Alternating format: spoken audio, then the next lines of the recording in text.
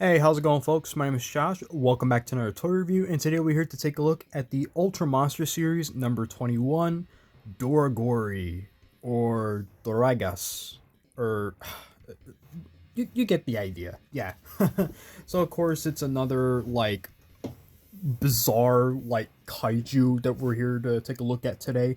But out of all the ones that appeared in Ultraman Ace, surprisingly, this is kind of sort of one of the more tamer ones. Kind of. That's not really saying much because I already explained how weird Ultraman Ace was to begin with.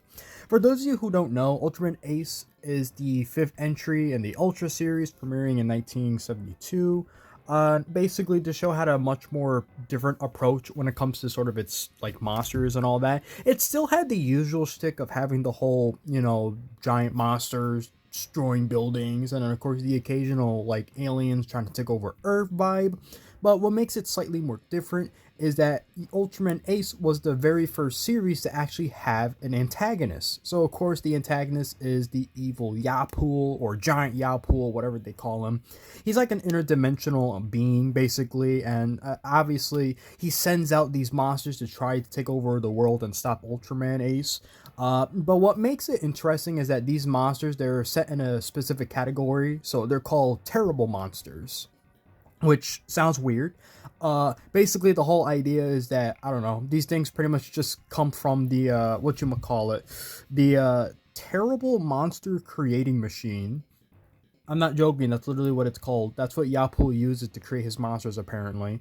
And as stupid as that is, guy, this show had a literal like balloon monster in it. Like come on. So yeah. So for Doragory, he's supposed to be like a giant moth creature. Although I'm gonna be very honest, just by looking at him, he don't look like a moth creature to me. But whatever. Maybe it's, I don't know. Maybe it's just me not seeing it clearly. I don't know.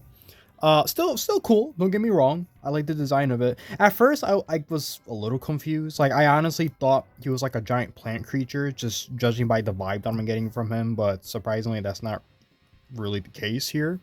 Yeah. And despite him being a quote unquote moth monster, he literally spits out fire and he can like legit shoot missiles from his hands. Like, he literally, like, I'm not joking. He literally did like a, like fighting against Ultraman and like, show's weird, man. What can I say? These creatures are not very consistent, like, at all. But you know what? I love it, so I can't complain. So, of course, before we take a look at the figure, let's take a look at the tag.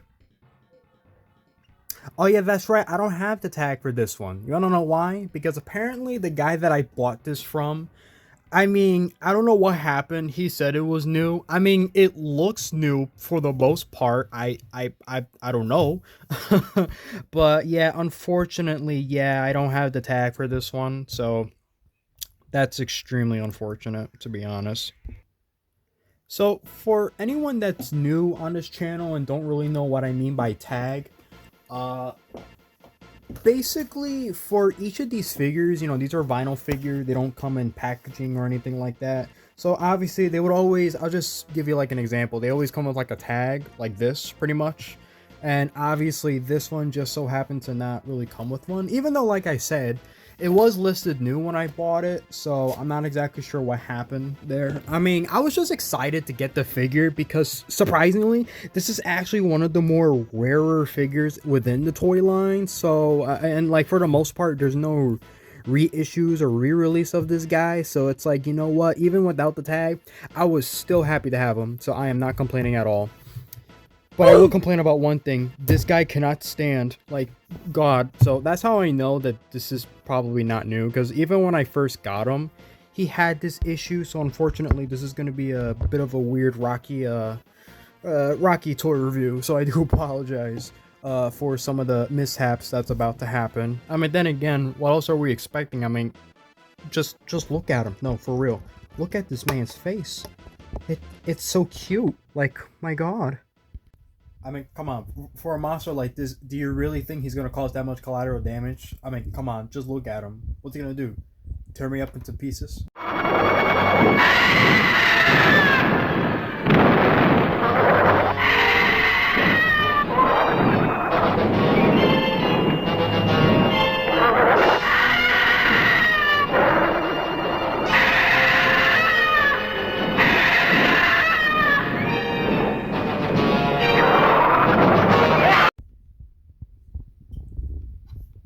God damn, when did this show had gore in it? Like, wow. Like, honestly, legit, 100%, I was not expecting that when I first saw it. I mean, like, wow, that's pretty brutal. I mean, we're talking, like, all red and everything. Like, poor Marucci got all, like, oh my goodness, discombobulated. He got torn. But you know what?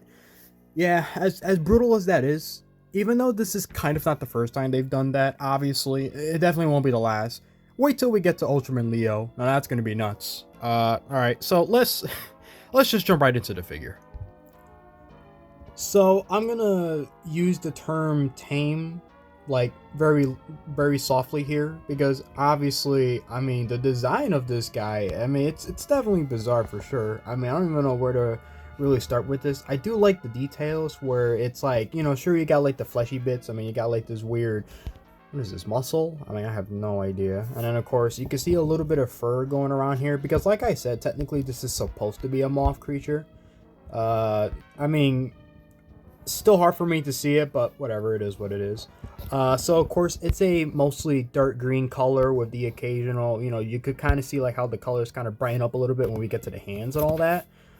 So I guess that's pretty neat, you know. I do like the colors a lot, don't get me wrong, and they definitely complement each other very well. I like how the biggest thing that stands out is his face. I mean, his weird, creepy face for sure. I mean, I don't know, it looks so weird. Obviously you can see like it's a metallic blue sort of, you know, kind of going on just right on the face. I mean, obviously there's nothing really on the side, nothing in the back either, you know. It's all just like a mostly green, like a dark green color, pretty much like what, swamp green. I don't know, I do like the textures too. You can see how you just kind of feel, you know, got that weird kind of like fake scale thing going on, and then little as you kind of go about, as you kind of press on with your thumb, you could kind of feel a little bit of sort of the bumpy texture of it, which is always very nice. And then we got more detail. See the bright green here, a little bit of some scuffing here and there, because like I said, guy said this was new. I don't think it was new, to be honest. I mean, obviously this figure has a bunch of scuffs here and there, and you know what, the reason why I pointed out too is because even though a lot of these vinyl figures, they don't really get damaged like that often, obviously this is an example where it's really not safe from it. I mean, even in the chest area too, you got like these weird little red dots everywhere, so you would probably assume that either the green wasn't implied correctly or the red wasn't implied correctly. I mean, it's hard to really say for sure. Also, I do apologize if I'm kind of struggling to hold the figure, because like I said, you could kind of see like how his feet is like slightly deformed, and obviously that's probably how he was packaged. And I'll be honest, when I first bought it, I was worried that it was a bootleg, because yes, there are bootleg figures of these, but luckily, do not worry, this is the official thing for sure. In fact, he actually has the Ginga Spark action feature right here. So that's the little symbol there. Basically, the way it works is that you get the Ginga DX thing. You know, the weird little device that the main character uses to turn into Ginga. Basically, you kind of put it like near the foot, and then it would make a noise. It would make a sound effect. And the sound effect would be like, you know, how Doragory sounds. That's kind of how it goes for some of these. Like I said, it was an outdated feature. A lot of these figures don't have that anymore, so obviously I'm not going to dwell into that really. I'm just specifically talking about the figure. Yeah, I like how like weird and lanky he looks. I mean, of course, as always, these figures always do a very nice job at portraying how they look. And we even got some extra details that I almost missed actually. He got more of that silver like metal blue here going on too. I like how it shines. It definitely reminds me, ooh, wow, that looks good. I like that a lot. I don't know how I never even noticed that. Oh, obviously he got these ginormous hands. I mean, my god. And you wonder why I confused him for like a plant monster at first. Like, come on now. And it's weird too how his hands are like kind of formed. I also do appreciate that they actually went as far as to paint his fingernails. Now that's very kind of you, Bandai. That's great. Honestly, everything about this figure is great. It's just obviously mines kind of suffer from a yeah, you kind of get the vibe here. Yeah, I think you guys understand. And I did mention this too in my Ultraman Ace review, where obviously, you know, when it comes to some of these figures, obviously, you know, to kind of give an example, and I guess we'll also do like a bit of a size comparison. Wow, that's actually perfect. They're like the same height. I mean, technically, Doragory, he's supposed to be taller, But this comes pretty close, actually. Like, I mean, that's good that at least they got the scaling right. The scaling right with this one. But that's pretty good. I'm glad they at least sort of tried with that, because most of them, they don't really give two shits. Let's honestly, a good majority of like the Ultra Monster figures, they are a lot more smaller than they're supposed to be. They're supposed to be ginormous, supposed to be big. But you know, at least we were kind of lucky with this one, even if this one is like an old gem, because like I said, this guy, he's expensive. Now let me set my camera aside and then we'll go over the articulation.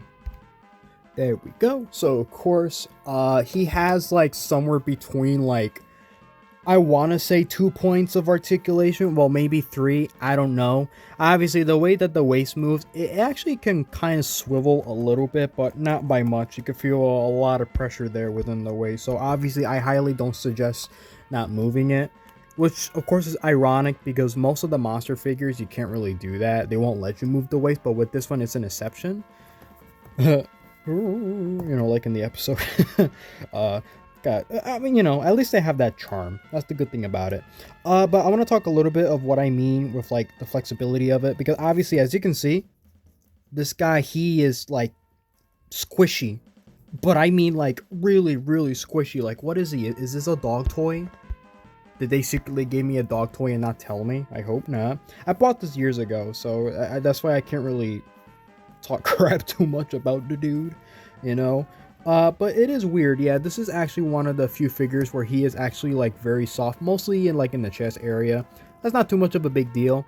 The only reason I mention it is because obviously you have to be very careful with like how you package this and all that, or like, you know, even if you plan on putting it away, move this guy out of the way. Even if you plan on putting him away or something like that, obviously you gotta be careful not to kind of warp it, because as you can see, this figure has suffered a lot from standing. Like, he stands sometimes, but a lot of times he is just gonna kind of fall over and all that. So I just thought I kind of keep that in mind, you know, for whenever you get a chance to buy these. Good luck though. But you know, it's all good though. I still like the figure a lot, so I honestly can't really complain too much, especially considering that Ultraman Ace specifically, for some reason, if you want to get his enemies, they're very hard to get. Like, even when I got Giant Yapul, that was such a struggle to get. So, you know, at least be thankful to, I was thankful to at least get this one, even if he doesn't freaking stand, but that's okay. So, of course, to kind of end off the video, we're going to do a size comparison again. We're going to do it with Ultraman Ace, as well as a bunch of other characters, just to kind of give a bit of a comparison. Here he is next to Red King. There we go. You know, just to kind of show off the variety, and like just to also kind of captivate over like how different he is, because like I said in the show, a lot of the kaijus, you know, in Ultraman Ace, they were created by Yapul. So the way that he kind of makes them, he just kind of makes them like, I wouldn't say out of thin air, but he uses his little machine. And you know, apparently Doragory is supposed to be like a combination of like a moth creature and a space monster. Not sure where the space monster thing comes in, but that's just how he does it. That's just how they're made. So, okay. I guess we should also featured Alien Metatron, you know, and the reason why, it's because he kind of makes a comeback in the show. Kind of, sort of, not really. To kind of explain this a little bit, so in the episode, it's actually Alien Metatron Jr., who of course works with Doragory to pretty much kick Ultraman Ace's ass. So that's pretty interesting to see that, you know, I guess it's supposed to be like the son of the original Alien Metatron. Well, supposedly, obviously, you know, I'm not exactly sure how clear that is, but yes, I can confirm that that's exactly who it is. And of course, both characters appeared in episode 7, Monster versus Terrible Monster versus Alien. Yeah, that's really how they do this. That's literally like the name of the episode. What the hell were they thinking? I'm sorry. Anyway, yeah. And then of course, let's compare it to some of the other, you know, baddies that I already took a look at. You know, we got the freaking I'm gonna call him a penguin from this point on. Like, I'm like, come on now, goofy design. And then I guess just to be completely random, here's a King Joe custom, just because, you know, I'm just kind of showing off the comparison, obviously, you know. Sure. I'm just trying to think, who else should I compare him with? Let's make this a party. Let's bring in Arobos or Aboros or whatever his name is. And again, this guy cannot freaking stand, which I hate, but it is what it is. I'm not gonna complain too much about it. That's definitely a quality issue for sure. So there we go. Just kind of thought I spread them out a little bit more. There we go. It's just to kind of capture them a little bit here. Again, he does look pretty cool. So, I'm not going to complain. And then, of course, here's the main villain himself, Giant Yapul. So, of course, I'm going to review this guy at some point. I just don't know when. Only because I did, like, a voting poll. I said, like, what's the next figure you guys want me to see? But I'm just trying to cover up most of, like, the Ultra figures, because they are kind of easy to kind of sort of go over, if that makes sense. But the next one, if I'm correct looking at my notes, is definitely going to be Ace Killer. So, yeah, there we go. So that's going to be the next review. So, yeah, that's about it, really. Damn, I hate that I don't have the tag. That really bugs me a lot. If you're a kaiju collector and if you have this with the tag and all that, congratulations. Hopefully yours is not as deformed as mine's is. I know I've been talking crap about this whole thing, honestly, and I do apologize. Like but it's such a distraction. I didn't even like get a chance to talk about like his toes or like his fangs either. It's like, I don't know.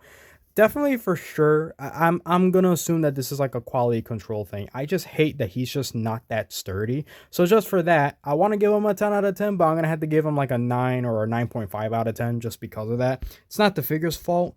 It has all the paint apps too. I mean, it's surprisingly detailed for what it is. Even in the back too. Nowadays, they would just leave this unpainted. Like for real. Like I'm not joking. Wait till we get into the more recent figures, and you'll see what I mean by that. But it's not his fault, obviously. But I do want to point that out. That's a big criticism of mine. I've said it throughout the video, so I just thought I'd kind of point that out there. So sorry for being a little nitpicky, but hey, I love this character and I want the best for it. All right. And I know that Bandai doesn't necessarily do reissues like that. They'll only really reissue it, like if it's like the same figure or so. They won't remold it or retool it or anything. This is it. So yeah. I'm still glad I got it though. So I'm happy with that at least. That's the bright side of it. So until then, that's about it really. Of course, as always, thank you guys very much. I love doing these videos as always. Again, next toy review might be another Ultra figure, or it might be, who knows, maybe some other thing. I don't know. It could be a He-Man figure and all. Been debating if I should like do like a little surprise or so, because I wanna at least try to do something for Halloween too. Maybe review something that's out of the ordinary. But we'll see what happens. It depends how things go on. I'm lucky enough to at least do these videos like properly. Unlike before where we were really off schedule. But till then, thank you guys for watching. I'll see you guys next time. Peace.